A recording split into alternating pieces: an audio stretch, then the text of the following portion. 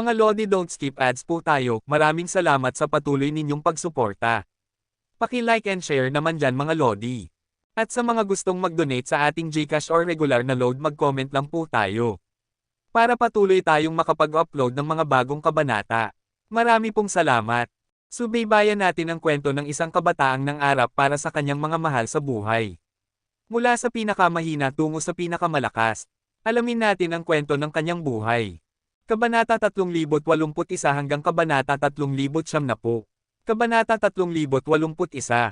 Naramdaman ni Hansen ang isang mapanganib na pakiramdam sa kanyang puso. Ang pagmamahal niya sa babae ay lalo pang lumalalim. Alam niyang kapag lumapit siya sa babae, malaki ang kapahamakang mangyayari sa kanya. Dahil natuklasan niya ang ugat ng kanyang problema, tumigil siya sa pag-aatubili. Pinakawalan niya ang kapangyarihan ng Zuan Yellow Sutra. Pinilit niyang labagin ang mga batas ng mundo na pumipigil sa kanya. Ang buong katawan niya ay tila isang demonyong naglalagablab sa pulang apoy. Ang tubig sa ilog sa paligid niya ay sumangga. Nawala ang pakiramdam ng pag-ibig. Pinilit ni Hansen na labagin ang mga gapos ng mundo. Napakalaki ng pressure na kanyang tiniis kaya't hindi niya ito kayang panatilihin ng matagal. Napakalaki ng naging kapalit sa lakas ng kanyang katawan. Hindi siya nag-aksaya ng oras. Iwinasiwas niya ang kanyang kamao patungo sa babae. Napakalaking dami ng tubig sa ilog ang sumangga. Namangha ang babae. Iginawi niya ang kanyang mga kamay at nagsara ang kabibe na parang jade. Pang! Sumabog ang kabibe dahil sa suntok ni Hansen. Naging alikabok ito. Wala nang natira. Hindi na nakita ni Hansen ang babae. Naisip niya kung baka nadurudge din ito kasabay ng kabibe, ngunit pakiramdam niya ay hindi ganoon kasimple. Tumingin siya sa paligid ngunit wala siyang nakita. Para bang naglaho ang babae kasabay ng kabibe.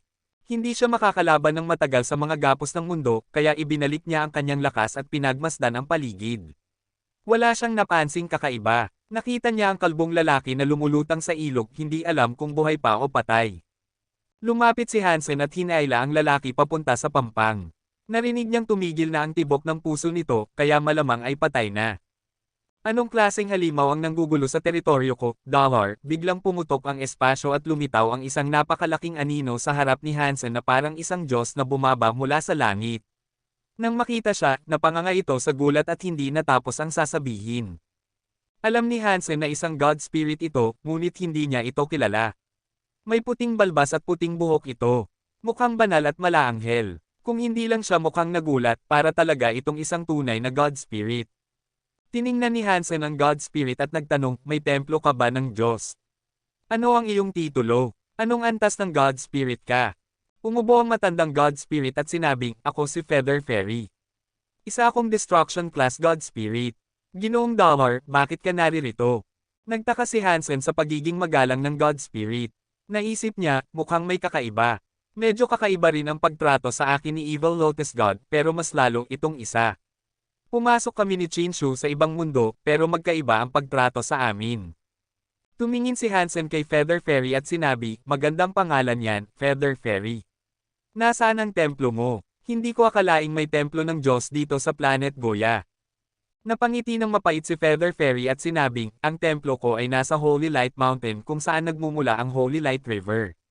Dahil maraming mga ultimate gene race doon, hindi makalapit ang mga ordinaryong tao. Kaya hindi katakatakang hindi mo ito alam. Nagtanong pa si Hansen, ngunit wala siyang nakuha.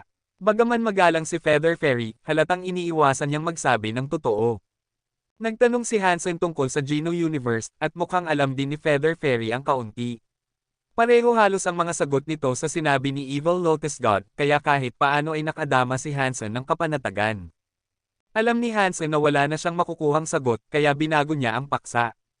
Alam mo ba kung saan ako makakakita ng Pure Light Salamander? Ang Pure Light Salamander ay bihira, sagot ni Feather Fairy. Iilan na lang ang natitira sa Holy Light River. Karamihan ay nakuha na ng mga tao. Ngayon, may kaunti na lang sa Autumn Leaves River. Kung kailangan mo, doon ka maghanap. Tiningnan ni Hansen ang mapa. Nakita niyang ang Autumn Leaves River ay nasa kabilang sanga, hindi kalayuan sa Little Piano River. Kung wala ka ng iba, Ginoo, aalis na ako, sabi ni Feather Fairy at yumuko. Pinigilan siya ni Hansen at ngumiti. Sandali, isa akong dayuhan dito at wala akong kakilala. Kung gusto kitang makausap, paano ako makakapunta sa templo mo? Napangiti ng mapait si Feather Fairy. Ang maliit kong templo ay halos wala ng apoy. Hindi maganda ang kalagayan. Baka hindi mo magustuhan doon. Ayos lang, sabi ni Hansen habang kumakaway. Basta nandoon ang mga God Spirit, banal na iyon. Hindi mahalaga kung anong itsura ng lugar. Napabuntong hininga si Feather Fairy, ngunit hindi na sumagot. Ipinakita niya kay Hansen ang isang lihim na daan patungo sa kanyang templo. Ligtas ang rutang iyon, walang malalakas na gene race na madaanan. Binalaan niya si Hansen na huwag gumawa ng malalaking galaw habang patungo sa Holy Light Mountain. Kapag nakatawag siya ng Ultimate Gene Race, delikado ito. Pinayagan ni Hansen si Feather Fairy na umalis. Hindi niya talaga planong puntahan ang templo nito. Gusto lang niyang makakuha ng God Spirit Blood Pulse para matulungan si Mr. Yang. Kahit makakuha siya ng itlog ng Pure Light Salamander, wala rin kung walang gagamit nito. Hindi niya kayang magbantay palagi. Kung magagamit ni Mr. Yang ang Gene Egg, makakatipid sila ng maraming abala. Pagkaalis ni Feather Fairy, naalala ni Hansen ang kalbong lalaki. Nilapitan niya ito at tiningnan. Napakaswerte ng lalaki, hindi siya patay. Sinuntok ni Hansen ang tiyan nito at nilagyan ng lakas. Umubo ang lalaki at nailuwa ang tubig. Muling tumibok ang puso nito at nagising. Ikaw ang nagligtas sa akin. Gulat na sabi ng lalaki. Noong araw, tinawag siya ni Hansen at may malay pa ito. Nang dumilim, nawalan siya ng ulirat. Pero nakita pa rin niya si Hansen noon. Siguro nga, casual na tugon ni Hansen. Papalayo na sana siya nang makita niyang maayos na ang lalaki. Huwag ka munang umalis. Ako si Xia Yufei. Tinatawag nila akong bald guy. Pwede mo rin akong tawaging bald guy. Paano mo natalo ang gene race na iyon? Hindi ba Big Sky Demon iyon? Patuloy na sabi ni Bald Guy habang sumusunod kay Hansen. Anong Big Sky Demon? Tanong ni Hansen. Yung gene race na nang-akit sa atin. Napakalakas ng kapangyarihang ginamit niya sa atin. Parang siya ang alamat na Big Sky Demon, may kakayahang kontrolin ang pagnanasa. Isa siya sa pinakamatinding gene race sa mundo. Haha, ang lakas niya. Kung hindi, paano ako maloloko, di ba? Hindi mo ba siya nakita? Napatay mo ba siya? Malaki at nakakatakot si Bald Guy, parang leader ng sindikato. Pero sobrang dull-dull. Hindi ko nakita ang kahit anong Big Sky Demon, sagot ni Hansen habang umiiling. Sa isip niya, may kakaiba. Ayon sa paglalarawan ni Bald Guy, ang babaeng nakita niya ay tumutugma nga sa Big Sky Demon. Pero kung ganoon ito kalakas, hindi dapat ganoon kadaling mapatay. Napatingin si Hansen sa tubig. Lumiit ang kanyang mga mata. Sa refleksyon, hindi na niya nakita ang sarili niya, kundi ang mukha ng babae na nakangiting nakatingin sa kanya. Kabanata 3082. Sinuntok ni Hansen ang tubig. Sumabog ang tubig, at ang refleksyon ng babae ay nagkadurog-durog kasabay ng mga alon. Sa pagitan ng mga nabasag na alon, nakita niyang ang babae ay ngumiti ng mapanlinlang habang umiikot ang anyo nito. Nang muling kumalma ang tubig, tumingin ulit si Hansen. Ang refleksyon sa tubig ay ang mukha niya. Hindi na niya nakita ang babae. Alam ni Hansen na hindi pa tapos ito. Hindi pa niya tuluyang napatay ang Big Sky Demon. Hindi rin niya alam kung paano ito papatayin. Tumingin si Bald Guy kay Hansen at nagtanong, ayos ka lang ba? Wala ito. Akala ko lang may gene race sa tubig, casual na paliwanag ni Hansen habang nagpatuloy sa paglalakad. Habang naglalakbay sila, patuloy na sinisilip ni Hansen ang refleksyon sa tubig, ngunit sarili lamang niya ang nakikita. Hindi na muli nagpakita ang Big Sky Demon. Sumunod si Bald Guy kay Hansen at nagtanong, kapatid, saan ka ba papunta? Hindi sumagot si Hansen. Napairap siya at nagtanong, bakit mo ako sinusundan? Ngumiti si Bald Guy. Delikado ang Holy Light River. Mas mabuti kung may kasama para magbantayan. Manghuhuli ka ba ng gene race o maghuhukay ng gene egg? Pwede kitang tulungan. Hindi na kailangan. Umikot ang mga mata ni Hansen at nagpatuloy. Sanay na siya sa mga makakapal ang mukha, pero ito, ibang klase. Siya na nga ang niligtas, pero ganito pa ang pananalita. Ayos lang, sabi ni Bald Guy. Ano nga pala ang pangalan mo? Kilala ko halos lahat ng gwapong lalaki sa Jade Wall City, pero ngayon lang kita nakita. Halatang hindi ito mahiyain, masayahin pa habang tinatanong si Hansen ng kung ano-ano. Kung hindi ka aalis at mapahamak ka ulit, hindi na kita ililigtas, malamig na sabi ni Hansen. Tumawa si Bald Guy at tinapik ang dibdib. Kung hindi tulad ng nakakatakot na Big Sky Demon, wala akong dapat katakutin. Ako si Bald Guy. Huwag kang mag-alala, basta kasama mo ako, ligtas ka kahit may halimaw pa riyan. Natahimik si Hansen. Wala na siyang ganang makipag-usap at nagpatuloy na lang sa paglalakad. Samantala, sa ibang lugar, si Gong Shujin ay hindi kailangang pumatay ng sarili niya. Sikat ang pamilyang Gongshu. Sino bang hindi nakakaalam ng mga God Pulse na nahanap nila na yumanig sa buong universo? Napakarami nilang high-level Gene Eggs at mga makapangyarihang Gene Caster na tagasunod. Marami ring Gene Caster tulad ni Lu Jio sa Gongshu Manor. Bukod pa rito, maraming makapangyarihang tao ang gustong magkaroon ng mabuting relasyon kay Mr. Gongshu. Isang salita lang mula sa kanya, maraming maharlika at mandirigma ang handang pumatay para sa kanya. Para sa kanila, maliit na kabayaran lang ang buhay ng ilang Gene Caster kapalit ng pabor mula kay Mr. Gongshu. Nang mamatay si Lu Jio sa harap ni Gongshu Jin, naramdaman niyang labis siyang napahiya. Kaya nagdesisyon siyang magpadala ng ibang tao upang patayin si Hansen. Gusto niyang makita itong mamatay sa harap niya, at dahan-dahan. Ngunit hindi padalos-dalos si Gongshu Jin. Kahit gusto niyang patayin si Hansen, maingat pa rin siya. Tinipon niya ang ilang tapat na Gene Caster at kinuha pa ang isa sa mga pinakapinahahalagahan ni Mr. Gongshu, si Huanong Yu. Si Huanong Yu ay minsang iniligtas ni Mr. Gongshu mula sa isang land pulse. Bilang pasasalamat, sinamahan niya ito mula noon. Kung hindi dahil doon, hindi niya kailangang maglingkod sa kahit kanino dahil napakalakas niya. Kasama ni Huanong Yu ang ama ni Gongshu Jin sa loob ng 50 taon pero mukha pa rin itong nasa edad 20. Guwapo at makisig, isa sa mga pinakagwapong lalaki sa Jade Wall City. Alam ni Gongshu Jin ang galing ni Huanong Yu, kaya kahit mayabang siya, magalang pa rin kapag kaharap ito. Magalang niyang sinabi, Uncle Hua, natunton na namin ang batang iyon. Ano po ang dapat naming gawin? May hawak na pamaypay si Huanong Yu ngunit hindi niya ito binuksan. Ngumiti siya at sinabing, ayon sa bakas, may isa pang kasamang tao. Alamin muna natin kung sino iyon bago gumawa ng hakbang. Madali lang yan, sabi ni Gongshu Jin sa isang matandang kasama. Old Zhao, sayo ko ito ipagkakatiwala. Huwag kang mag-alala, Ginoo, sagot ng matanda. Tumawag siya ng Gene Race na mukhang agila, at nagsanib dito. Naging halimaw siyang may mukha ng agila. Pumakpak ito ng mga pakpak at lumipad patungo sa kinaroroonan ni Hansen. Ngumiti si Gongshu Jin kay Huanong Yu. Siya si Hawkeye Old Zhao. Pinagsanib niya ang sarili sa Spirit Eye Eagle. Kahit king class lang, napakalakas nito, kaya nitong makakita ng langgam sa layong 100 milya. Mainam siya sa pagsisiyasat. Tumanggaw si Huanong Yu at ngumiti lang. Samantala, iniisip ni Hansen kung paano niya maaalis si Bald Guy, pero parang lintang nakadikit ito. Hindi niya maalis. Hinayla siya ni Bald Guy at itinuro ang bundok. Kapatid Hansen, huwag ka munang umalis. Sa tingin ko may mga Gene Egg dito. Nagmamay-ari ka ba ng Land Pulse skills? Nagulat si Hansen. Tiningnan niya ang malaking lalaki, hindi ito mukhang marunong sa ganoon. Tumawa si Bald Guy. Siyempre, ang aking guro ay isa sa 3 pinakamahusay na mister sa kaharian ng Qin. Marunong akong maghanap ng Land Pulse at maghukay ng Gene Eggs. Hindi ako kasing galing niya, pero mas mahusay ako kaysa sa karamihan.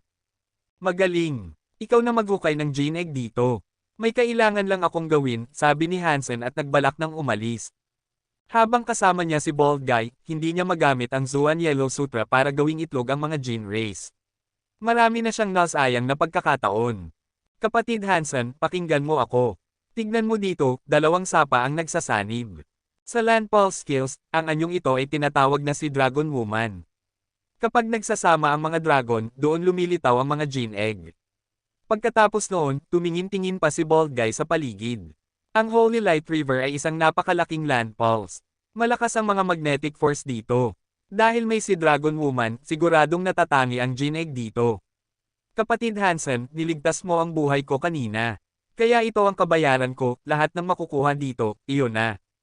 Totoo ba yan? Nagdududang tanong ni Hansen. Hindi siya kumbinsido, hindi kasi mukhang mapagkakatiwalaan si Bald Guy. Tumawa si Bald Guy at tinapik ang ulo. Kung walang high-class Gene Egg dito, ibigay ko na lang itong kalbo kung ulo kapalit. Hindi ko kailangan ng ulo mo, natatawang sagot ni Hansen. Basta dito, siguradong may King Class Gene Egg, at kung suswertehin, baka God Class pa. Magtiwala ka sa akin ngayon, kapatid Hansen, sabi ni Bald Guy na tila tapat.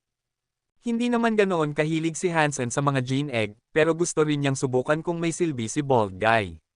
Kaya tumigil siya sa pag-alis, sinamahan ito, at nagsimula silang maghukay. Kabanata 3083. Ang bahaging iyon ng lupa ay puno ng madilim na pulang damo. Iba ang itsura nito kumpara sa ibang lugar. Bukod sa bahaging iyon, lahat ng paligid ay kulay berde at parang jade. Tanging ang bahaging iyon lamang ang madilim na pula. Sinabi ni Bald Guy na tinatawag itong dragon grass, ngunit hindi lang iyon ang pangalan ng damo. Lahat ng damong malapit sa lugar ng si Dragon Woman ay nagiging madilim na pula at tinatawag ding dragon grass. Hindi alam ni Hansen kung ano ang ibig sabihin noon. Hinayaan niyang magpatuloy ang lalaki sa pagpapaliwanag. Ayon sa lokasyon na tinukoy ni Bald Guy, pareho silang nagsimulang maghukay. Pagkatapos nilang hamukay ng 9 hanggang 12 talampakan sa lupa, wala pa rin silang natatagpo ang gene egg. Umupo si Hansen sa tabi ng hukay at uminom ng tubig. Tinitigan niya si Bald Guy at nagtanong, "Bald Guy, sigurado ka bang maaasahan ka?" Nagulat si Bald Guy. "Hindi ako nagkakamali. Ito talaga ang si Dragon Woman." Ang gene egg ay hindi dapat masyadong malalim sa loob ng si Dragon Woman, kaya nagtataka ako kung bakit wala pa rin dito. Patuloy sa paghuhukay si Bald Guy habang nagsasalita. Ibinaba niya muli ang pala. Biglang bumulwak ang bukal ng tubig mula sa hukay kung saan nakatusok ang pala. Nakita ni Hansen ang tubig na tumutubo mula sa lupa. Pula ito. Nagulat siya at nagtanong, hindi kaya ito ang tinatawag na Evil Spirit Spring? "Alam mo kung ano ang Evil Spirit Spring?" sabi ni Bald Guy, mukhang masaya. "Hindi ito Evil Spirit Spring. Ito ay dugo ng dragon. Tanging ang si Dragon Woman na land pulse lamang ang kayang magpakita ng ganitong kakaibang tanawin. Hindi lahat ng si Dragon Woman ay nagpapakita ng dragon blood water. Kung may lumitaw na ganito, may isang ibig sabihin lang iyon, may napakahalagang bagay sa ilalim ng land pulse na ito. Ang gene egg ay siguradong napakahalaga. Masasabi kong tiyak na God-class gene egg ito sa ilalim." Pinagmasdan ni Hansen ang dumadaloy na dugong tubig na may pagtataka. Ang tubig ay pula, ngunit hindi ito nakakatakot tingnan. Maliwanag ito at hindi marumi. Wala rin itong amoy ng dugo, sa halip, may kaaya-ayang halimuyak ito. Ang bukal ng dugong dragon ay pumapailan lang ng ilang talampakan. Kapag tinatamaan ng sinag ng araw, nagiging parang pulang hamog ito. Parang isang blood dragon na lumilipad patungo sa langit at ulap. Si Hawkeye Old Jow, na lumilipad sa mga ulap, ay nakita ang kakaibang tanawin ng dugong dragon na lumilipad sa langit. Nakita rin niya sina Hansen at Bald Guy. Hindi niya alam kung ano ang dragon blood water na eksenang iyon. Nagkubli siya sa mga ulap sandali, at nang makumpirmang naghuhukay ang dalawa ng gene egg, tahimik siyang lumipad palayo. Isinalaysay ni Hawkeye Old Jow ang nakita kina Gong Shujin at Hua Nongyu. Nagkatinginan ang dalawa. Sabi ni Gong Shujin, swerte ang lalaking iyon. Natagpuan niya ang si Dragon Woman land pulse, at nakakita pa ng dragon blood water. Tiyak na may magandang gene egg doon. Mabuti, patayin sila at kunin ang itlog. Iyon ang kabayaran sa pagkamatay ni Mr. Lo. Naghanda na si Gong Shujin na magpadala ng tao habang abala sina Hansen at Bald Guy sa paghuhukay ng gene egg. Habang abala ang mga ito, iyon ang tamang oras para umatake. Ngunit bago siya makapag-utos, pinigilan siya ni Hua Nongyu. "Huwag muna tayong magmadali, Ginoo. Huwag muna nating ipaalam sa kanila." "Uncle Hua, nag-aalala ka ba sa isa pang kasama?" tanong ni Gong Shujin. "Hindi mo kailangang mag-alala. Kilala ko si Bald Guy. Siya si Xia Yufei, estudyante ni Mr. Wei. Ang palayaw niya ay Bald Guy. Isa siyang taga-maliit na bayan. Sa totoo lang, hindi siya karapat-dapat maging estudyante ni Mr. Wei. Nangyari lang iyon dahil nang minsang naghuhukay ng gene egg si Mr. Wei malapit sa bayan na iyon, nasangkot siya sa panganib at nailigtas ng ama ni Xia Yufei. Bilang kabayaran, pinakiusapan siya na turuan si Xia Yufei. Wala siyang koneksyon sa Jade Wall City, at hindi siya gaanong marunong. Kung matalino siya, hayaan siyang mabuhay. Kung hindi, patayin siya. Walang problema. Umiling si Hua Nongyu. Alam ko si Xia Yufei, pero hindi dahil sa kanya ako nag-aalala. Pagkatapos ng sandaling pag-iisip, tinanong ni Hua Nongyu si Hawkeye Old Jow, "Nang makita mo ang dragon blood water, napansin mo ba na parang may anyo ng dugong dragon na pumapailan lang sa ulap?" Nag-isip si Hawkeye Old Jow bago sumagot, "Hindi ko alam kung parang totoong dragon, pero ang bukal ay parang pulang ulap sa langit, parang buhawi ng dugo ng dragon." "Tama. Iyon nga ang blood dragon flying into the sky na eksena," sabi ni Hua Nongyu habang hinahaplos ang pamaypay niya. Blood dragon flying into the sky. Nagulat si Gong Shujin, saka napangiti ng malaki. Oo, bakit hindi ko agad naisip iyon? Kung iyon nga talaga. Pinakwento niya muli kay Hawkeye Old Zhao ang nakita. Pagkatapos marinig, mas natuwa si Gang Shujin at yumuko kay Huanong Yu. Salamat sa paalala, Uncle Hua. Kung hindi mo sinabi, baka nasira ko ang lahat. Ngumiti si Huanong Yu. Sobra ka naman. Mas marunong ka kaysa sa akin. Kung nakita mo iyon, siguradong makikilala mo rin. Nakita ko na iyon dati nang sumama ako kay Old Mister sa isang Blood Dragon flying into the sky. Kaya ko alam. Napakarami mong karanasan, Uncle Hua, sabi ni Gang Shujin. Turuan mo pa ako minsan. Yumuko siyang muli. Tahimik sandali si Huanong Yu bago nagsalita, ang Blood Dragon flying into the sky ay napakabihirang pangyayari. Siguradong may napakataas na uri ng gene egg doon, ngunit delikado rin. Kapag hindi tama ang paraan, maaaring magbunga ito ng trahedya. Sa palagay ko, sina Xia Yufei ay hindi alam ang panganib nito. Kung alam nila, matagal na silang tumigil sa paghuhukay. Tumanggaw si Gang Shujin. Ayon sa mga aklat, kapag lumitaw ang Blood Dragon flying into the sky, may mamamatay. Upang makuha ang gene egg, kailangang may isang isakripisyo. Totoo ba iyon? Tumanggaw si Huanong Yu. Oo. Noong nakita ko iyon kasama si Old Mister, may isa ng tanyag na mister na naghuhukay noon. Namatay siya sa kakaibang paraan, hindi nasugatan, ngunit buong katawan niya ay naging pula at nakakulubot na parang nilutong hipon. Natawa si Gang Shujin. Mabuti iyon. Hayaan nating sina Hansen at Bald Guy ang maghukay. Kapag nabasag ang Blood Dragon flying into the sky, doon tayo kikilos. Kung mamamatay si Hansen sa paraang iyon, iyon ang kapalaran niya. Hinintay ni na Hansen at Xia Yufei na maubos ang dugong dragon sa hukay. Matapos ang kalahating oras, tuluyan nang nawala ang dugo. Sabik na sabik si Xia Yufei na magpatuloy sa paghuhukay. Gusto ring sumali ni Hansen, ngunit nag-aalangan siya, pakiramdam niya ay hindi ligtas. Kabanata 3084. Walang kakayahan si Hansen sa Land Pulse. Hindi rin niya alam kung ano ang si Dragon Woman. Ni siya o si Bald Guy ay walang kaalaman tungkol sa kakaibang pangyayaring tinatawag na Blood Dragon flying into the sky. Gayunman, napakalakas ng kalooban ni Hansen. Kahit pinipigilan siya ng mga batas ng mundo, kapag may masamang mangyayari sa kanya, nararamdaman pa rin niya ito.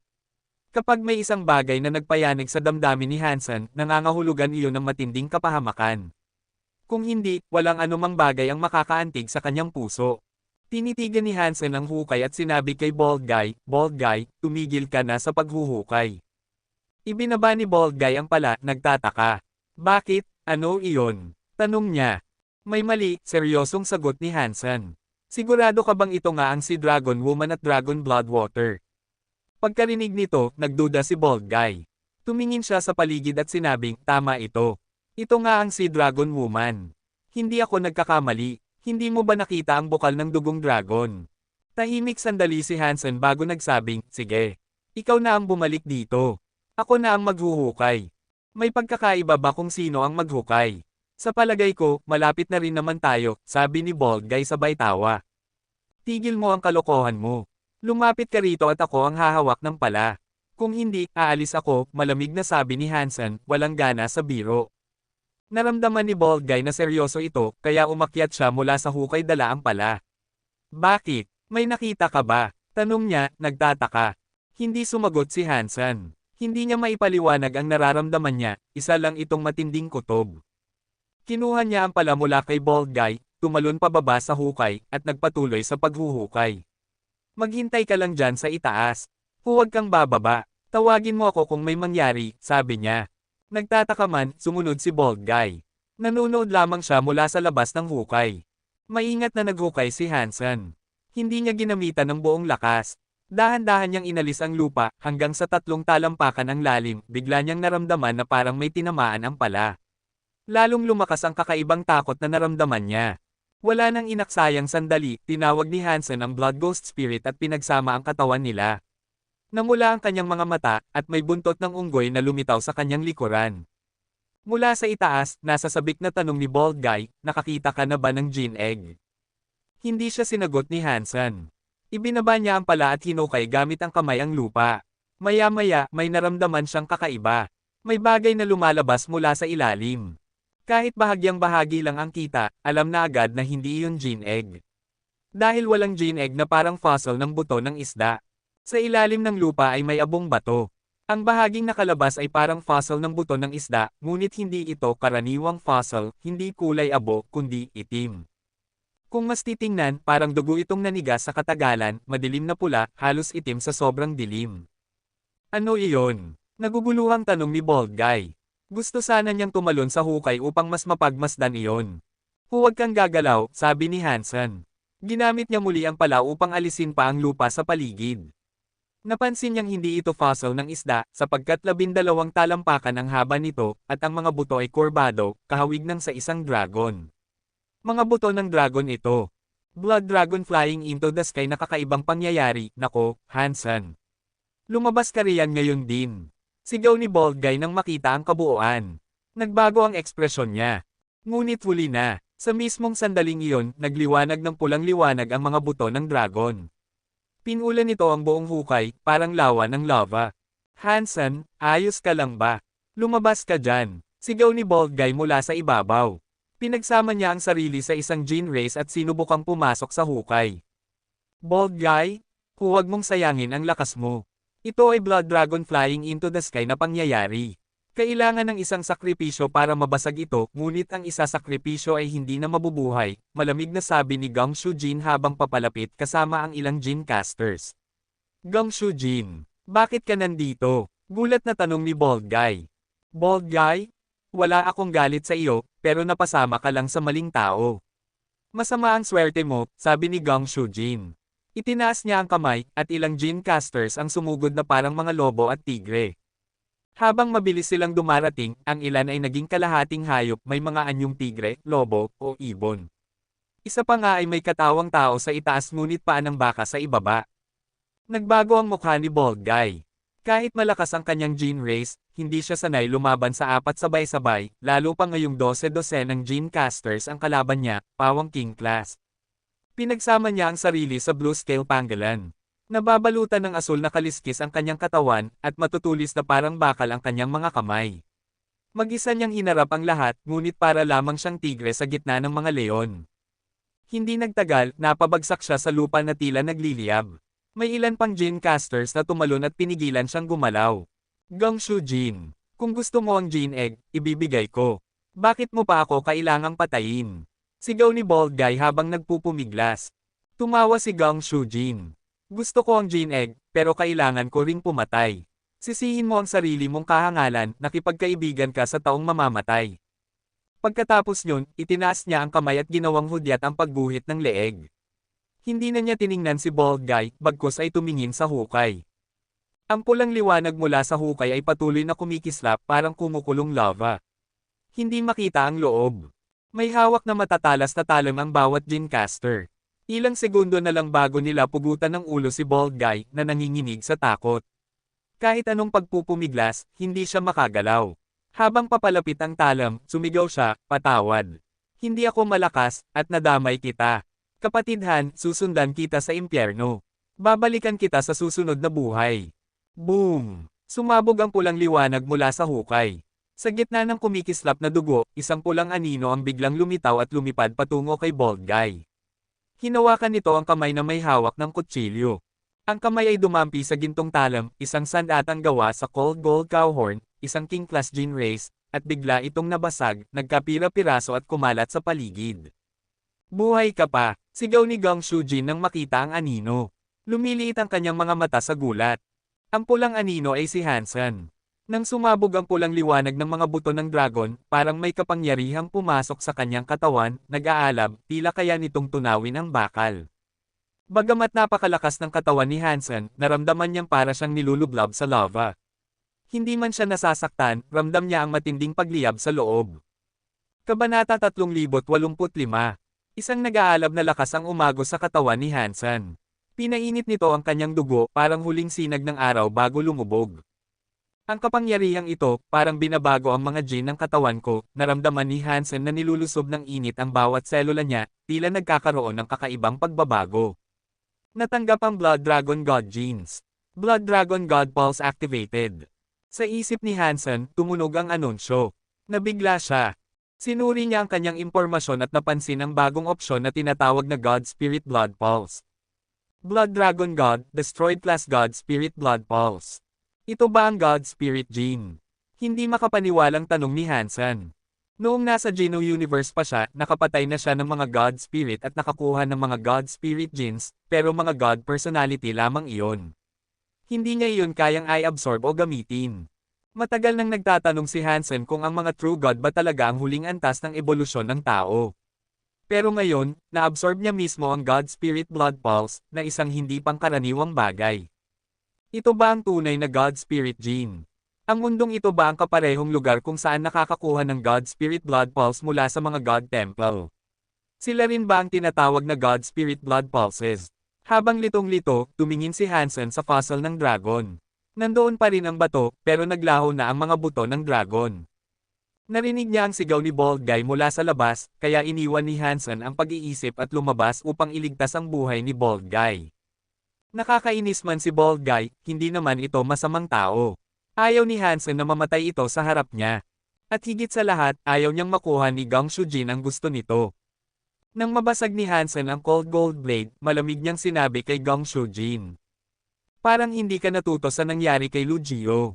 Nang marinig ni Gang Shujin ang pangalan ni Lu Jio, nagbago ang ekspresyon nito, galit na galit pero malamig. Patayin silang lahat, utos nito, pero huwag niyong hayaang mamatay agad. Sabay-sabay na umatake ang mga Gene Casters. Dumagundong ang kulog, hangin, at apoy. Lahat ng uri ng liwanag ay bumagsak patungo kina Hansen at Bald Guy. Hindi nagbago ang ekspresyon ni Hansen. Umabant lang siya, pero kakaiba ang kanyang hakbang, parang hindi mo makita kung saan siya tatapak. Kasabay nito, umalab ang kamao niya. Roar! Mula sa kamao ni Hansen ay lumabas ang Purple Dragon Aura, isang nakapangingibabaw na lakas na tila winawasak ang lahat ng bagay. Sa isang suntok lang, lumipad ang 12 ng Gene Casters. May nabasag ang bungo, may nabutas ang dibdib, at may tuluyang sumabog. Sa isang iglap lang, patay ang halos lahat. Tatlo lang ang natira, durog ang mga braso, gumugulong sa lupa, at humihiyaw sa sakit. Hindi inaasahan ni Hansen na ganoon kapangyarihan ang taglay ng Blood Dragon God Spirit Blood Pulse. Habang umaakyat ang lilang hangin sa katawan niya, nabigla siya sa sariling lakas. Ang lakas ng kanyang suntok ay parang sa isang destroyed class God Spirit. Hindi lang siya basta tao ngayon, isa siyang nilalang na may God Spirit Blood Pulse. Nanlaki ang mata ni Bald Guy habang pinagmamasdan si Hansen, na ngayoy parang isang God Spirit na bumaba mula sa langit. Namutla si Gang Shujin. Sa isang suntok lang ni Hansen, nalipol ang 12 ng Gene Casters na pinagsanib sa King Class Gene Races. Kahit siya, na may God Class Gene Race, ay hindi kayang gawin iyon. God-Spirit Combination, pinili siya ng isang Diyos, isang tunay na God-Blood Noble, bulalas ni Huanungyo habang hinailan niya si Gang Shujin palayo. Alam ni Huanungyo kung gaano kakilabot ang isang God-Blood Noble. Iyon ang mga taong kayang makipag-ugnayan sa mga God-Spirit. Sila ang tunay na pinuno at tagapagtanggol ng mga kaharian. Ang bawat hari sa 7 kaharian ay mga pinili ng mga Diyos. Ngunit kakaunti lamang sa mga tao ang nagkakaroon ng basbas ng God Spirit. Ang ganitong antas ng nilalang ay may kakayahang makipaglaban kahit sa mga Diyos. Pagkarinig ni Gang Shujin ng salitang God Blood Noble, nanlambot ang mukha niya sa takot. Kahit marami siyang tauhan, walang sino mang mangangahas na lumaban sa isang God Blood Noble. Imposible, isa lang siyang probinsya ng hampas lupa, paano siya magiging God Blood Noble? Hindi makapaniwalang sigaw ni Gang Shujin. Tatakas ka, malamig na sabi ni Hansen, habang bumabalot sa katawan niya ang Purple Dragon Mist. Sa isang iglap, nawala siya sa kinatatayuan at lumitaw sa likod ni Huanungyo at Gang Shujin. Pumiglas ng kuryente si Huanungyo, ang buhok niya ay tumindig, at pulang liwanag ang bomb alot sa katawan niya. Isang suntok ang ibinigay niya kay Hansen. Ngunit sinalubong iyon ng kamao ni Hansen. Ang Purple Dragon Aura ay parang halimaw sa langit na winasak ang kidlat ni Huanungyo. Tumilapon si Huanungyo, ang katawan ay naging mga piraso ng talulot na nagkalat sa hangin, bago muling bumuo ng anyong tao, puno ng dugo at sugat, halos patay. Nang makita iyon, tuluyang natakot si Gang Shujin. Alam niya kung gaano kalakas si Huanungyo, at kung ganoon ang nangyari rito, 70% na siguradong si Hansen ay isang tunay na God Blood Noble. Pilit siyang lumipad palayo, mabilis na ikinampay ang mga pakpak. Ngunit mas mabilis si Hansen. Sa isang tapak, napunit niya ang espasyo, lumitaw sa likuran ni Gang Shujin, at tumama ang kanyang suntok.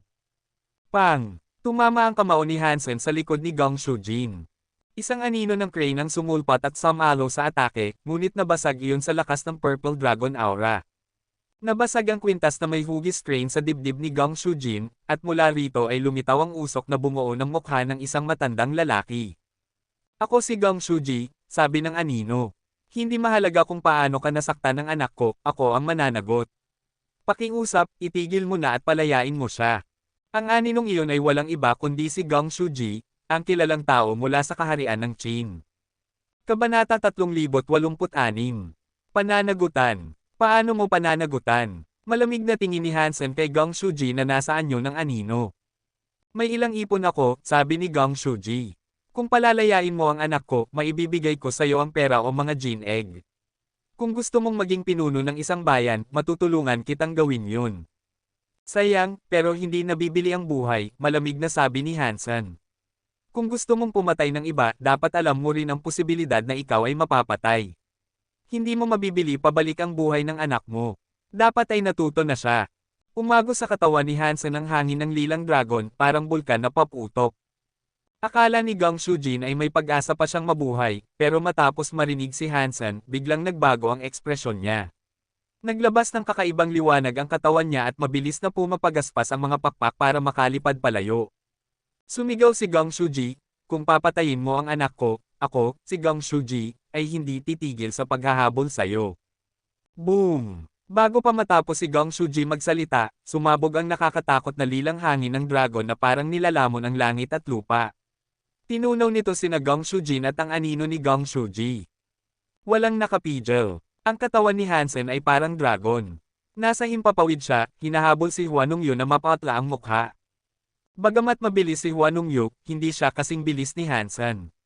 Nang makita niyang papalapit na ang lilang hangin, pinilit niyang gumanti, ibinuka niya ang pamaypay at iwinasiwas ito kay Hansen. Biglang umihip ang isang mabangis na hangin, parang bagyong humahagupit. Tinangay nito ang mga bato at matatandang puno at lahat ay tinapon kay Hansen. Ngunit ang lilang hangin ay naghari sa paligid. Si Hansen ay parang walang kapantay sa lakas, pinasabog niya ang mga bato, puno, at bagyo. Walang nakapigil sa kapangyarihan ng Blood Dragon God Spirit Blood Pulse. Pang! Naglaho ang katawan ni Huanongyu at naging mga talulot. Ngunit ngayon, hindi na sila nakatakas. Natunaw ang mga talulot sa nag-aalab na lilang hangin. Ang ilang natirang talulot ay bumagsak sa pamaypay sa lupa, pumasok dito, at nawala. Nagulat si Hansen. Bumaba siya sa bundok at pinulot ang pamaypay. Ang pamaypay ay tila gawa sa itim na buto at puting papel, may disenyong parang puno ng sukora na nalalagasan ng mga talulot. Habang bumabagsak ang mga talulot, may nakatayong maginoong iskolar sa ilalim ng puno, tila humahanga rito. May dugo sa labi ng iskolar. Pwede bang pumasok ang taong to sa isang guhit? Nagulat si Hansen. Ang iskolar sa guhit ay malinaw na si Huanongyu. Kung sisirain mo ang pamaypay, mapapatay mo siya, ginawa niya ito sa'yo, paano mo siya patatawarin, bulong ng isang magandang babae sa tainga ni Hansen, na para bang tinutokso siyang pumatay. Nang makita ang iskolar sa pamaypay, biglang isinara ni Hansen ito. Hindi niya sinira. Lumingon siya, pero walang babaeng nandoon. Big Sky Demon? Sinusundan mo pa rin ako, malamig niyang sabi. Kanina pa niya nararamdaman ang matinding pagnanais pumatay, halatang may umaapekto sa kanya. Kung hindi basta-basta siya magpapadala sa ganoong damdamin. Ang katawan ng Big Sky Demon ay niyakap siya mula sa likuran, bamulong gamit ang malambing na tinig. Ha! Ha! Buhay ka pa, buhay din ako. Paano tayo mapaghihiwalay? May kulog sa taglamig, nyebe sa tag-init, at pag-ibig nating walang makapaghihiwalay. Narinig ni Hansen ang dila ng Big Sky Demon na dumampi sa kanyang tainga, ngunit nang lumingon siya, wala itong bakas. Maaari kang magsanib sa isang God Pulse, sabi ng Big Sky Demon habang lumilitaw muli sa tabi ni Hansen, mapanukso ang tinig. Nagiging interesante ito. Ang katawan at puso mo, akin na. Muli siyang naglaho, parang multo. Nakunat ang noo ni Hansen. Taglay niya ang Blood Dragon God Spirit Blood Pulse, kapangyarihan ng isang destroyed class God Spirit, pero hindi pa rin niya matunte ng tunay na katawan ng Big Sky Demon. Pwede bang ganoon kalakas ang isang Jin race? Bulong ni Hansen. Naalala niya ang World King God ni Qinshu at doon niya naunawaan. Brother Han, isa kang God Blood Noble. Masayang sigaw ni Bald Guy habang umiikot kay Hansen, para bang hinahangaan siya na parang hayop sa zoo. Tumingin si Hansen kay Bald Guy. May nakita ka ba? Wala. Wala akong nakita. Mabilis na sagot ni Bald Guy. Hindi namin nakilala ang pamilya Gongshu. Alam ni Hansen na nagkamali ng intindi si Bald Guy, pero sapat na ang sagot niya. Ibig sabihin, hindi nakita ni Bald Guy ang Big Sky Demon, ibig sabihin, hindi talaga ito lumitaw. Gamit lang nito ang ilusyon para makausap siya. Inalis ni Hansen ang kanyang Blood Dragon God Spirit Blood Pulse at nag-isip. Nasaan kaya ang tunay na katawan ng Big Sky Demon? Brother Han, kalimutan mo muna yan, sabi ni Bald Guy. Nabasag na ang kakaibang eksenang Blue Dragon flying into the sky. Ligtas ka ng kunin ang Gene Egg doon sa ibaba. Magpahinga ka muna, ako ang maghuhukay. Pagkasabi niya nito, tumalon siya pabalik sa butas. Hinayaan ni Hansen na maghukay si Bald Guy habang pinagmasdan niya ang pamaypay sa kamay. Ang mga patpat ng pamaypay ay itim, tila gawa sa buto. Ang ibabaw ay kasing puti ng nyebe, malambot at may kakaibang pagtalbog. Hindi niya alam kung anong uri ng material iyon. Sigurado si Hansen na ang scholar sa loob ng pamaypay ay si Huanung Yu. Kahit anong gawin niya, hindi niya mapagana ang pamaypay. Hindi niya maunawaan kung paano ito gumagana. Ito na, nahanap ko na ang Gene Egg. Masayang sigaw ni Bald Guy mula sa butas. Lumapit si Hansen at nakita si Bald Guy na may hawak na Gene Egg na kasing laki ng bola ng football, kumikislap sa lilang liwanag. Parang sinisinaga ng banal na liwanag, may mga kakaibang simbolong nagliliwanag sa ibabaw ng shell nito. Hindi pa ako nakakakita ng ganitong Gene Egg. Kahit di ko alam kung anong antas ito, dahil sa kakaibang eksenang Blood Dragon, sigurado akong espesyal ito. Tuwang-tuwa niyang sabi habang iniaabot ang Gene Egg kay Hansen. 2 beses mo na akong sinagip. Kahit hindi sapat itong Gene Egg bilang kabayaran, panata kong babayaran ko pa rin ang utang ko sayo. Ako ang may kasalanan sa pagkakataong ito, malamig na sabi ni Hansen. Kaya wala na tayong utang na loob sa isa't isa. Utang ko pa rin yan, sagot ni Bald Guy. Binabayaran ko lahat ng utang ko. Ikaw ang bahala, pero may mga bagay akong kailangang gawin, mag-isa. Kaya hinihiling kong huwag mo na akong sundan, sabi ni Hansen, na ayaw talagang ma-involve. Alam niyang galit si Gong Shuji dahil pinatay niya si Gong Shujin, at tiyak na maghihiganti ito. Sige, gawin mo muna ang kailangan mo. Hahanapin na lang kita mamaya, mabilis na sagot ni Bald Guy bago tumalikod at umalis. Medyo nagulat si Hansen sa bilis niyang umalis. Pinanood niya itong lumayo, pagkatapos ay tinitigin ang Gene Egg na nasa kanyang mga kamay. Kabanata 3087. Ang lilang Gene Egg ay tila banal. Sa paraan ng pagkinang nito, malinaw na kakaiba ito. Hawak lang ni Hansen ang Gene Egg, ngunit agad nang tumugon ang Blood Dragon God Spirit Blood Pulse dito, parang may sariling buhay na umiikot sa paligid ng itlog. Hindi ito normal. Ang Gene Egg na ito ay ipinanganak mula sa kakaibang eksenang Blood Dragon flying into the sky. Natural lang na maapektuhan ito ng Blood Dragon God Spirit Blood Pulse, bulong ni Hansen sa sarili. Biglang umagos palabas ang enerhiya ng Blood Dragon God Spirit Blood Pulse, at dumaloy ito papasok sa Gene Egg. Ngayon, hindi na kailangang gamitin pa ni Hansen ang sarili niyang dugo upang mapisa ito. Napalibutan ng makislap na lilang liwanag ang itlog at nagsimulang matuno ang shell hanggang tuluyang naglaho. Sa loob nito, lumitaw ang nilalang ng Gene Egg. Isang maliit na ahas na may lilang kaliskis, kasinlaki lamang ng isang chopstick. Napakaganda ng mga kaliskis nito, tila gawa sa purong lilang kristal. Ang mga mata ay parang batong hiyas na kumikislap sa lilang liwanag. Bumubulwak ang enerhiya ng Blood Dragon God Spirit Blood Pulse, at agad na sinipsip ng Sea of Soul ang maliit na ahas. Mas mahigit nakuha ang Mutant God Class Gene Race, Blood Dragon. Blood Dragon, Mutant God Class Gene Race, Juvenile Blood God Dragon Exclusive Gene Race. Nagulat si Hansen. Exclusive Gene Race. Ano ibig sabihin yun? Tinawag niya ang Blood God Dragon at sinubukan ito ng ilang beses, hanggang sa maunawaan niya kung ano ang ibig sabihin ng Exclusive Gene Race at kung paano gumagana ang God Spirit Blood Pulse. Nang gamitin ni Hansen ang Blood Dragon God Spirit Blood Pulse kasama ang ibang Gene Race, halos walang ipinagkaiba sa karaniwang paggamit lang ng Gene Race. Pero kapag ginamit niya ito kasabay ng Blood God Dragon, tumaas ng labis ang lakas ng Blood Dragon God Spirit Blood Pulse. Napagtanto ni Hansen na ang God Spirit Blood Pulse ay nagbibigay ng pangunahing kapangyarihan, ngunit upang lubos itong magamit, kailangan itong kumonekta sa tamang Gene Race. Kapag ginagamit ni Hansen ang Blood Dragon God Spirit Blood Pulse, tumataas lamang ang lakas. Ngunit kapag pinagsama ito sa Blood God Dragon, nagiging Blood God Dragon Gene Combined Skill ito, isang kapangyarihang walang hanggan ang paglakas. Bagaman batang-bata pa ang Blood God Dragon, kapag ginamit ito kasabay ng Blood Dragon God Spirit Blood Pulse, nagiging mas malakas pa ito kaysa sa isang ganap na Adult Blood God Dragon. Siyempre, para makuha ang ganitong buff, kinakailangang exclusive gene race ng Blood Dragon God Spirit Blood Pulse. Ang mga hindi eksklusibo ay hindi makakakuha ng ganitong benepisyo. Ang gene combined skill ng Blood God Dragon ay ang Blood Dragon Flying into the Sky, isang sobrang makapangyarihang attacking teknika. Sa tulong ng God Spirit Blood Pulse buff, napakatindi nito kahit bata pa lamang. Kapag narating ng Blood God Dragon ang ultimate form nito, hindi na maisasalarawan ang magiging lakas. Nakuha ko na ang Blood God Dragon at ang Blood Dragon God Spirit Blood Pulse. Maganda ito, pero nakabangga ko rin si Gong Shuji. Isa siyang Mr. Class na master. Malalakas ang mga tauhan niya at tiyak na marami siyang nakakakilabot na gene egg. Hindi ako natatakot pero sina Mr. Yang at ang iba pa ay maaaring madamay. Kailangan kong makuha agad ang Pure Light Salamander, sabi ni Hansen, bago nagmadaling sumunod sa agos ng ilog papuntang Autumn Leaves River. Naglakbay si Hansen nang hindi humihinto. Hindi siya nangangaso ng ibang gene egg dahil ang tanging layunin niya ay marating ang Autumn Leaves River. Nang makarating siya, nagtago siya sa tabi ng pampang at nagmasid, hinahanap ang Pure Light Salamander. Bagaman sangay lamang ng pangunahing ilog, ang Autumn Leaves River ay umaabot ng libo-libong milya. Wala siyang ideya kung saan naroon ang salamander. Habang nakatingin siya sa tubig, napansin ni Hansen na ang refleksyon niya ay naging mukha ng Big Sky Demon. Nakangiti ito sa kanya.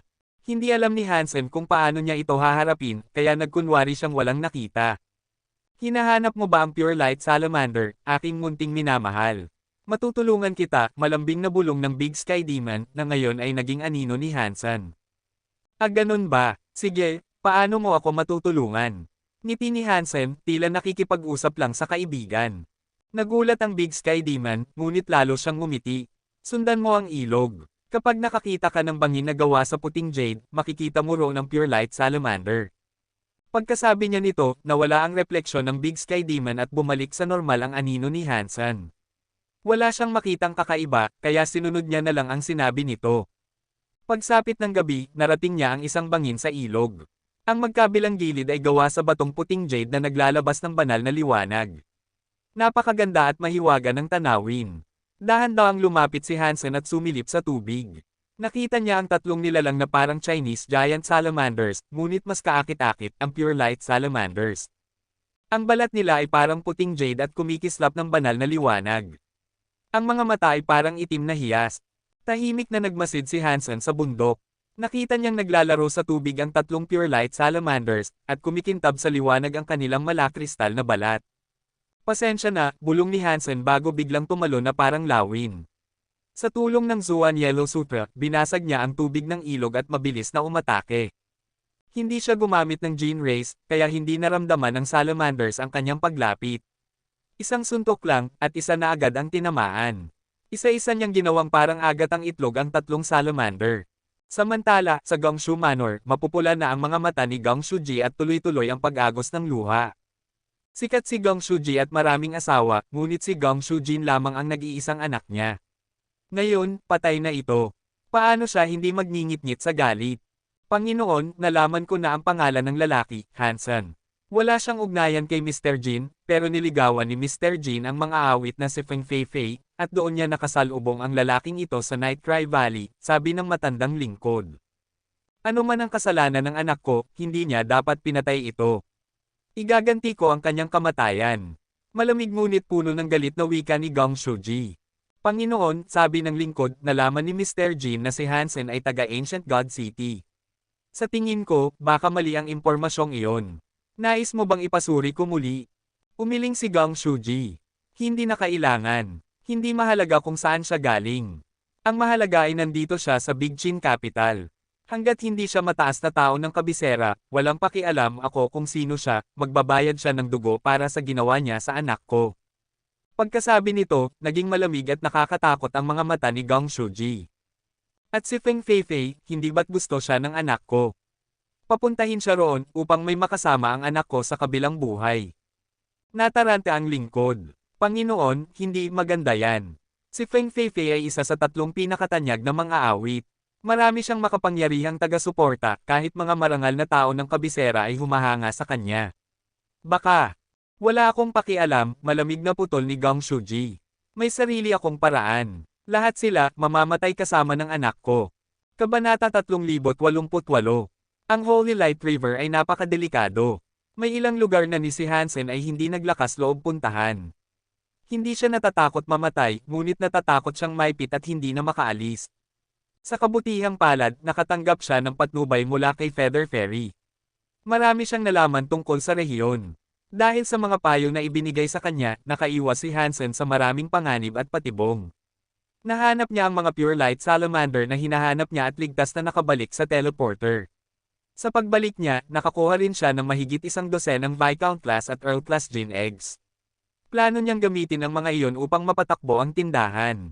Pagbalik niya sa hotel, nakahinga siya ng maluwag nang makita niyang ligtas pa rin sina Mr. Yang at ang iba. Lahat kayo, magtipon muna. May sasabihin ako. Tinawag ni Hansen ang lahat at ipinaliwanag na pinatay niya si Gong Shujin sa Planet Goya. Sa paggawa niya noon, inamin niyang na-offend niya si Gong Shuji. Hindi na niya idinetalye pa. Nakatulala sina Mr. Yang at ang iba, at hindi makapagsalita. Mister, yung Gong Shuji na tinutukoy mo, iyon bang napakasikat na mister sa Qin Kingdom? Tanong ni Master Yang, tila hindi makapaniwala. Oo, siya nga, sagot ni Hansen. Kaya sa mga susunod na araw, baka maging mapanganib. Malamang, gugustuhin niyang maghiganti. Ibig sabihin, madadamay kayo, mga kaibigan. Ang pagsunod sa akin ay delikado. Kung gusto ninyong umalis, kumuha kayo ng pera mula sa tindahan at magsimula ng bagong buhay sa ibang lugar, malayo sa kaguluhan na dala ko.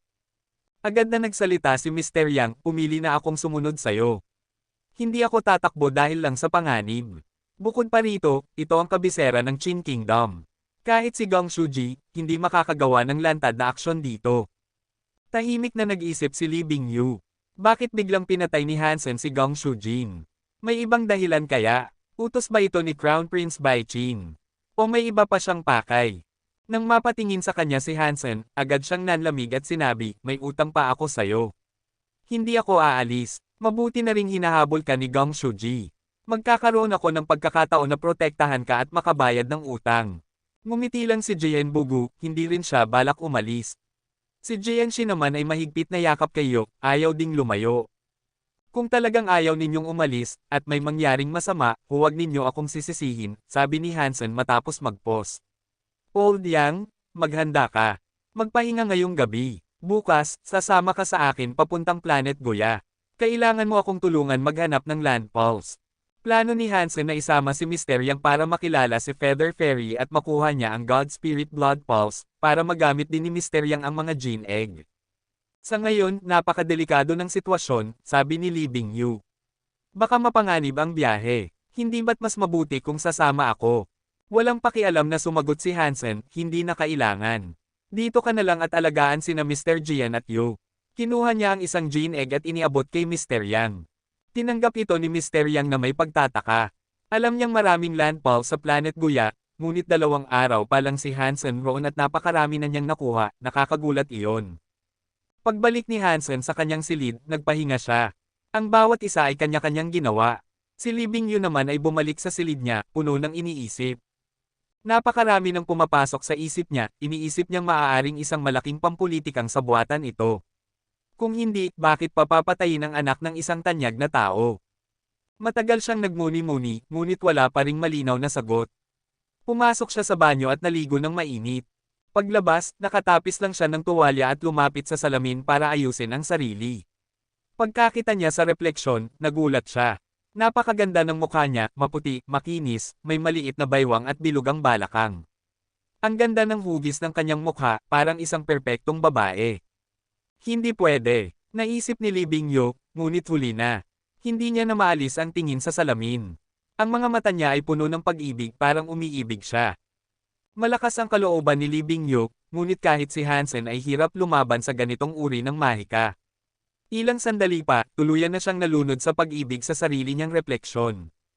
Unti-unti, ang refleksyon niya ay nagbago, naging imahe ni Hansen. Si Hansen naman ay nakahiga, nag-iisip kung paano haharapin ang posibleng paghihiganti ni Gong Shuji. Alam niyang hindi siya pwedeng basta maghintay. Kung ituturing siya ni Gong Shuji na kaaway, mas mabuting siya na ang unang kumilos. Habang nag-iisip, bigla niyang narinig na may nagbukas ng pinto. Nakunat ang kanyang noo. Hindi basta papasok ng ganun sina Mr. Yang at ang iba. Kung tauhan ni Gong Shuji iyon, hindi rin magpapakita ng hayagan. Lumingon si Hansen, at nagulat. Isang magandang babae na nakatapis lang ng puting tuwalya ang pumasok. Maputi at bilugan ang dibdib, at bahagyang nakikita ang hiwa ng kanyang puwitan. Ang mahahaba niyang binti ay nakakahilo sa ganda. Ang kanyang buhok ay basang-basang nakalaylay na parang talon. Ang kanyang mga mata ay puno ng pagnanasa, kaya napatulala si Hansen. Ghost Kill. Anong ginagawa mo? Gulat na tanong ni Hansen. Nakilala niya ito bilang si Ghost Kill. Palagi itong nakasuot ng night ghost mask at malamig ang ugali. Ngunit ngayon, ibang-iba siya. Kung hindi alerto si Hansen, iisipin niyang ibang babae ito. Hindi sumagot si Lee Bingyu. Isinara niya ang pinto, nilock, at lumapit kay Hansen na parang gutom na pusa. Umakyat siya sa kama at hinawakan ang balikat ni Hansen. 3 pulgada lang ang pagitan ng kanilang mga mukha. Dahan-dahan niyang dinilaan ang pisngi ni Hansen. Nasisiraan ka na ba? Itinulak ni Hansen ang balikat ni Lee Bingyu para pigilan siya. Bagaman maganda ang tanawin, alam niyang may mali. Hindi ito si Ghost Kill sa normal na kalagayan. Hindi tumigil si Lee Bingyu. Pakiramdam niya ay mahal na mahal niya ang lalaking nasa harap niya. Gusto niyang ibigay ang lahat at kunin ang lahat mula sa kanya. Nakalapat ang buong katawan niya kay Hansen at may maririnig na mga ungol. Napakunot noo si Hansen at biglang narinig niya ang tinig ng Big Sky Demon. Gusto mo ba ang babaeng ito? Kung gusto mo, kaya kung gawin na lahat ng magagandang babae ay mahulog sa'yo. Gagawin nila ang lahat para sa'yo, ibibigay nila pati buhay nila.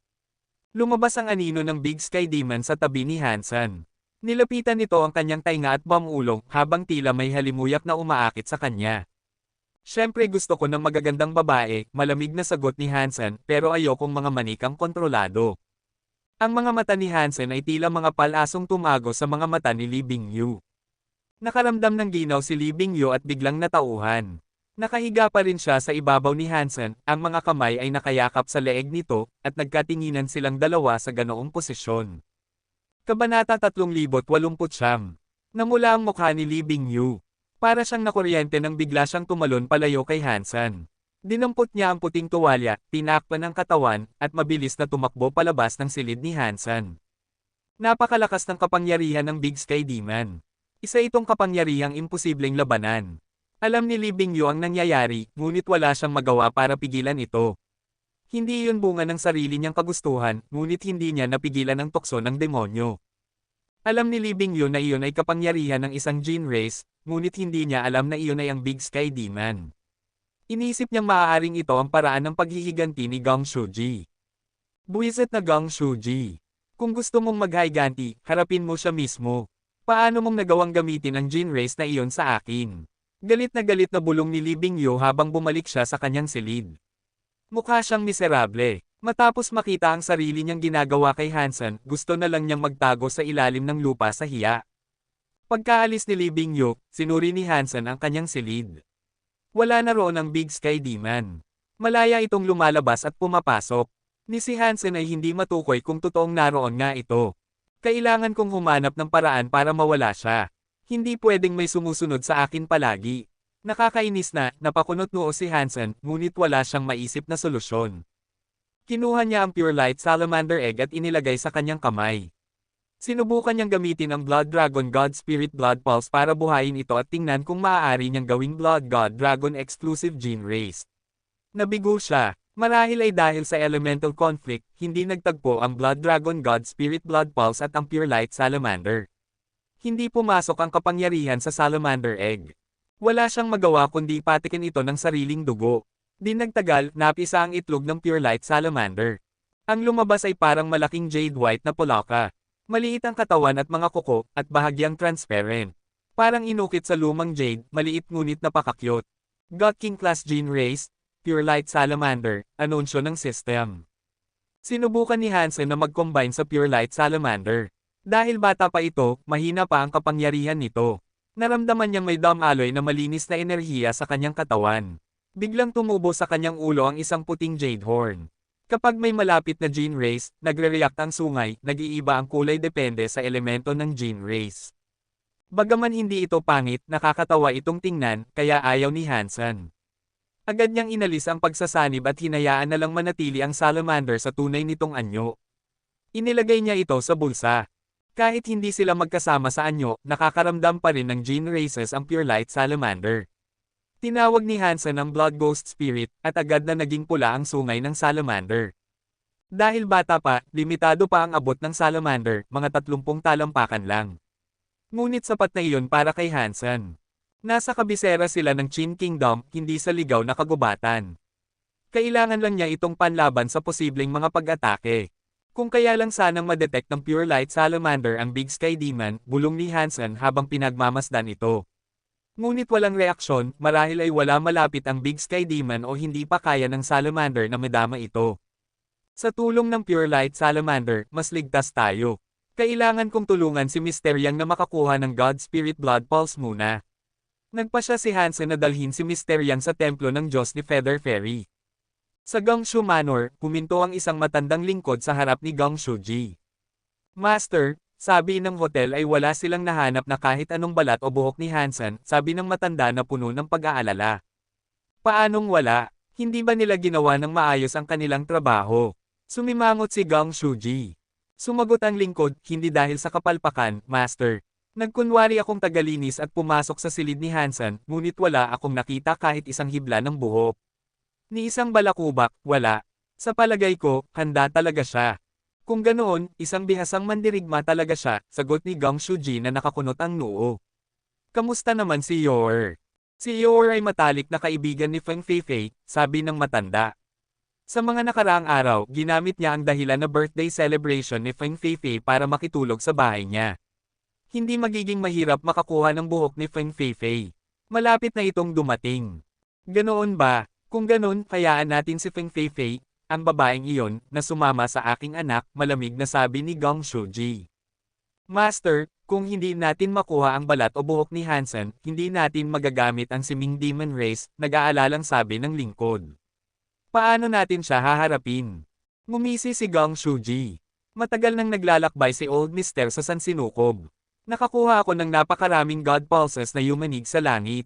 Marami akong malalakas na gene race, hindi lang ang Siming Demon Race. Madali lang patayin ang isang tao. Tapusin muna si Feng Feifei, at saka natin harapin siya. Kinabukasan, dinala ni Hansen si Mr. Yang papunta sa Planet Goya. Makalipas ang kaunting lakad, itinuro ni Mr. Yang ang isang bundok. Mister, may porma sayo na parang kuweba ng tigre sa unahan. Sigurado akong may land pulse doon. Hindi nakapagtataka na ito ang kabisera, mas marami talagang land pulse dito kaysa sa Ancient God Mountain. Ngumiti si Hansen at umiling. Hindi ako pumunta rito para sa land pulse ngayon. Nagulat si Mr. Yang. Hindi para sa land pulse. May kailangan ba tayong pag-usapan kaya mo ako dinala rito? Wala namang malaki, kalmadong sagot ni Hansen. May nakita akong templo ng Diyos sa bundok na walang pinuno, ngunit may mga God Spirit. Dinala kita rito para subukang makuha mo ang God Spirit Blood Pulse. Mapait na ngumiti si Mr. Yang. Maraming salamat, Mister. Sa loob ng ilang dekada, napuntahan ko na ang napakaraming templo, pero hindi ko kailanman nakuha ang God Spirit Blood Pulse. Sabi ng isang elite, masyado raw mahina ang aking genes. Wala raw Diyos na magpupala sa akin. Matagal na akong sumuko, hindi mo na sana kailangang mag-abala. Dito na rin tayo, kaya subukan na lang natin, ngiti ni Hansen. Nang marinig iyon, tumahimik na lang si Mr. Yang. Wala pa rin siyang inaasahan. Noong kabataan niya, ganoon din siya, nakapunta na siya sa halos 100 templo. Ngunit walang Diyos ang nagbigay ng dugo sa kanya. Ginamit ni Hansen ang lihim na daan na itinuro ni Feather Fairy. Naglakbay sila patungo sa Holy Light Mountain nang walang naging panganib. May ilan silang nadaan ng gene races, ngunit tinakot lang ni Hansen gamit ang Blood Ghost Spirit kaya nagsiyalisan. Di nagtagal, narating nila ang isang bundok na nababalot ng banal na liwanag. Kumikinang ito na parang pinagmumulan ng araw, maliwanag, mapayapa, at sagrado ang dating. Kabanata 3,000 po. Sinabi ni Feather Fairy na may mga nakakatakot na gene race malapit sa Holy Light Mountain, kaya nag-ingat si Hansen. Ayaw niyang makisangkot sa gulo sa ngayon, lalo na't kasama niya si Mr. Yang, kaya palihim silang umakyat sa bundok. Mula nang makaharap niya ang Big Sky Demon, alam ni Hansen na kakaiba talaga ang mundong ito. Hindi niya kayang gawin ang lahat ng mag-isa. Kailangan niyang manatiling mababa ang profile at huwag makatawag pansin. Mister, ito ba ang sikat na Holy Light Mountain ng Holy Light River? Nanginginig na tanong ni Mister Yang habang nakatingala sa mahiwagang bundok. Tingin ko pangalan lang yan, sagot ni Hansen na walang interes. Patuloy siyang umakyat kasama si Mister Yang. Halatang takot na takot si Mister Yang. Mister, sabi nila may nakatira raw na napakalakas na Jin race dito. Kapag pumasok ang kahit na pinakamalakas na mandirigma, siguradong mamamatay siya. Walang problema. Alam ko ang isang lihim na daan na ligtas papunta sa templo ng Diyos, sagot ni Hansen habang naglalakad. Makapal ang misteryosong hamog na bumabalot sa bundok. Kapag lumayo ka ng 15 talampakan, wala ka nang makikita. Lalong nakakatakot dahil sa mga alulong ng halimaw at kulog sa paligid. Nanginginig si Mister Yang pero mahigpit pa ring sumusunod kay Hansen. Bagaman nakakatakot ang paligid, gaya ng sinabi ni Feather Fairy, walang panganib na direktang humarap sa kanila. Dahil matanda na, madaling hingilan si Mister Yang. Bago pa sila makaakyat ng kalahati, basang-basa na ng pawis ang kanyang noo. Kaya't ay nalalayan siya ni Hansen paakyat. Hindi nila alam kung gaano kataas ang bundok, pero kahit sa bilis ni Hansen, kalahating araw bago sila nakarating sa tuktok. Pagdating nila roon, biglang nagbago ang paligid, tahimik, maliwanag, at payapa. Walang hangin o alikabok, tila isang paraiso sa ulap. Sa tuktok ay may lumang templo, gawa sa berdeng bato at lumang kahoy. Kahit luma, dama ang presensya ng isang banal na puwersa. Mister, nandyan na ang templo ng Diyos. Sabi ni Mister Yang na parang nakahinga ng maluwag. Itinaas ni Hansen ang kanyang tingin at nakita ang nakaukit na mga salita. Feather Fairy God Temple. Ang mga letra ay parang gawa ng isang diwata, maganda at malinis. Pasok na tayo. Pag nakuha mo ang God Spirit Blood Pulse, balik na tayo. Pumasok si Hansen sa loob at mabilis siyang sinundan ni Mister Yang. Lumapit si Mister Yang sa altar ng Diyos at lumuhod. Ayon sa ritual, inilagay niya ang isang patak ng dugo sa altar. Alam niyang malabo ang pagkakataon, pero ginawa pa rin niya bilang respeto kay Hansen. Pagdampi ng dugo, walang nangyaring reaksyon. Alam na niya, pero ramdam pa rin niya ang bigong lungkot. Tumayo siya at ngumiti ng pilit. Mister, pasensya na. Nasayang lang ang kabutihan mo. Nainis si Hansen. Nandito siya, pero tila hindi siya iginagalang ni Feather Fairy. Walang problema. Tumayo ka lang dyan, malamig niyang sabi. Lumapit si Hansen sa altar at boom, sinampal niya ito ng malakas. Umalangaw-ngaw ang buong templo, nagbagsakan ang alikabok at umuga ang lupa. Mister, huwag po, halos pasiga na pidgel ni Mister Yang. Sa kanilang mundo, bawal bastyusan ang mga Diyos. Ang kahit sinong gagawa niyon ay siguradong parurusahan. Pero hindi pinansin ni Hansen. Nasaan ka, Feather Fairy? Malamig niyang sigaw. Nang marinig ito ni Mister Yang, natigilan siya sa takot. Ang tawagin ng pangalan ng Diyos at hampasin ang altar, iyon ay malaking kasalanan. Biglang nagliwanag ang estatwa ng Diyos. Mula rito, bumaba ang isang anyong matandang diwata na nakalutang sa ere. Patay na, lilito ang Diyos, lagot tayo. Nanginginig si Mister Yang, pero bago pa siya makatakbo, humarap ang Diyos, at yumuko kay Hansen. Pasensya na, Ginoo, sabi ni Feather Fairy. Hindi ko alam na nandito ka. Patawarin mo ako sa hindi ko paglabas upang salubungin ka. Nanigas si Mister Yang. Hindi makapaniwala sa nakikita. Tinuro ni Hansen si Mister Yang. Alipin ko siya. Dinala ko siya rito para magkaroon ng God Spirit Blood Pulse. Bigyan mo siya. Tumingin si Feather Fairy kay Mister Yang, tapos kay Hansen, at maingat na nagtanong. Anong klase ng Blood Pulse ang nais mong ibigay ko? Napabuntong hininga si Feather Fairy. Alam niyang malulugi siya. Ang pagbibigay ng blood pulse ay nangangailangan ng malaking puwersa. At sa taong mahina tulad ni Mister Yang, halos walang pakinabang. Ngunit dahil si Hansen mismo ang nagutos, wala siyang magawa. Basta bigyan mo siya, malamig na sabi ni Hansen habang bahagyang nakangiti. Napilitan si Feather Fairy. Inilabas niya ang buong kapangyarihan ng kanyang God Stove. Sumiklab ang banal na liwanag at bumagsak ang libu-libong puting balahibo, parang nyebe mula sa langit. Ang mga balahibo ay pumasok sa katawan ni Mister Yang, at naramdaman niyang para siyang nasa langit, magaan, mainit, at puno ng liwanag. Isang malakas na tinig ang umalangaw-ngaw. Perfect God Spirit Blood Pulse. Nanlaki ang mga mata ni Mr. Yang. Hindi niya alam kung panaginip ba ito. Hindi lang basta blood pulse ang ibinigay sa kanya, isang perpektong God Spirit blood pulse.